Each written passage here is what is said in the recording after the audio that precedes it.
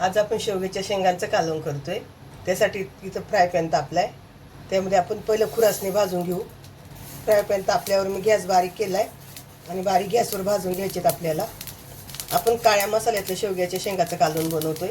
खुरासणी भाजून झालेत, एका प्लेटमध्ये काढलेत मी फ्राय पॅन मध्ये सुकं खोबरं टाकले, थोडंसं तेल टाकते आणि आपण भाजून घेऊया। कारण सुकं खोबरं पटकन जळतं, त्यामुळे शक्यतो फास्ट गॅसवर नका भाजू। आणि लोखंडाची कढई असेल तर ते जळतंच। इथं खोबरं आपलं भाजून झालंय, आपण काढून घेऊया। ज्या भांड्यात खोबरं भाजले त्याच भांड्यात कांदा भाजून घेऊया। थोडंसं तेल आणि कांदा आपल्याला फास्ट गॅसवर भाजायचा आहे। कांदा इथं आपलं भाजलेला आहे, त्यामध्ये आलं आणि लसूण टाकूया आणि 1 मिनिटासाठी परत परतून घेऊ। आपल्या इथं लसूण आणि कांदा परतून झालाय, त्यामध्ये थोडीशी कोथिंबीर, गॅस बंद करूया आणि अगदी 2 मिनिटासाठी परतून घेऊ। बंद गॅसवरच परतून घ्यायचं सगळं आणि पूर्ण थंड झालं की आपण मिक्सरला बारीक करूया।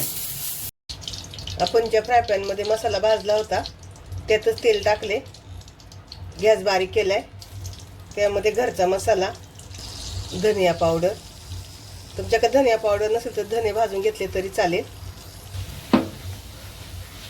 मसाला परतून घेऊ आपण। त्यामध्ये वाटण टाकूया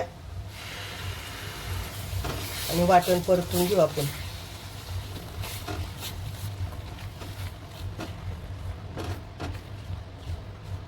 आपला मसाला परतून झालाय, त्यामध्ये शेवग्याच्या शेंगा मिक्स करून घेऊ। आपल्या शेंगा परतून झाल्या, त्यामध्ये आपण गरम पाणी ओतणार आहे। तर गरम पाणी तुम्हाला किती घट्ट पातळ लागते त्याप्रमाणे होता। इथं आम्ही पातळ रस्सा करणार आहे, त्यामुळे मी थोडं जास्त ओतले। लोखंडाचा हा फ्राय पॅन आहे, त्याच्यात केलेलं आहे।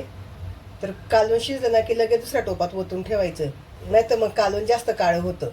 जास्त वेळ नाही ठेवायचं लोखंडाच्या कढईत। तुम्ही कुठची भाजी केली ना का लगेच काढून घ्यायची लोखंडाच्या कढईतून। चवीनुसार मीठ मिक्स करू आणि आता आपण शेंगा शिजून घेऊया। इथं मी मीडियम गॅस केलाय आणि वरतून झाकण ठेवते। शेंगा शिजल्या का मग तुम्हाला दाखवते। आपण झाकण काढूया। इथं आपलं कालवणाला छान उकळी आली आहे। शेंगा शिजल्यात का आपण बघूया। शेवग्याची शेंग छान शिजली। काळ्या मसाल्यातलं शेवग्याच्या शेंगाचं कालवण तयार आहे। छान घट्ट पण झाले। गॅस बंद करूया आणि कालवण लगेच दुसऱ्या टोपात ओतून ठेवायचं, नाही तर अजून त्याला काळा कलर येणार।